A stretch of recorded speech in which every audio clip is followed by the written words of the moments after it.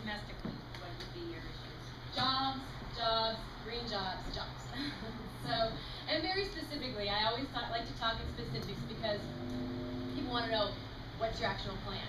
And as I say over and over again, the Congress needs to get serious about a jobs bill. And they keep saying that it's taxes and that's why businesses aren't hiring, which everybody in this room knows is a total lie because businesses aren't hiring, taxes are lowest they've ever been. They're the second lowest as part of GDP in the entire world.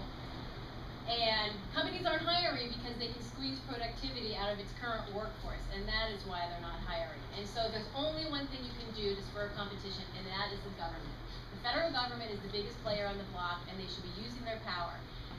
There are studies that say if we put $100 billion into green job investment over the next 2 years, we would create 2 million green jobs. Those aren't just any jobs. Those are in the skilled crafts and sectors, skilled craft sector, good union jobs, that would be amazing over 2 years. We've lost 8 million jobs in the recession. We've only put 2 million back.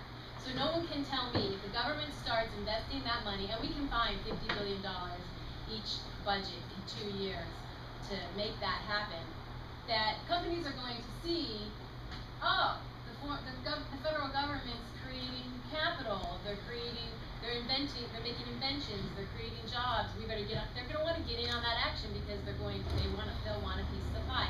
And that's how you spur competition. If you are already in the Senate now, between now and August 2nd, to what extent would you compromise? What would you be willing to give up? I'm not going to give up Social Security. I'm not going to give up Medicare. Democrats consistently play on Republican turf, and they don't know when to call their bluff. For example, John Boehner was on the record in September 2010 and said if he had to, he would take middle-class tax cuts if he had to, only, and if he had to give up the wealthiest tax cuts, he would, he'd bite his tongue and do it. He was on the record as saying that, but yet Obama didn't call his bluff.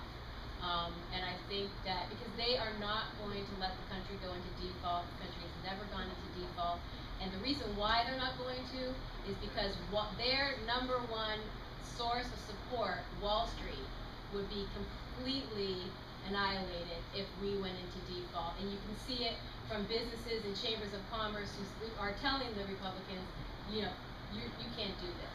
So I think the Democrats are in the strongest position.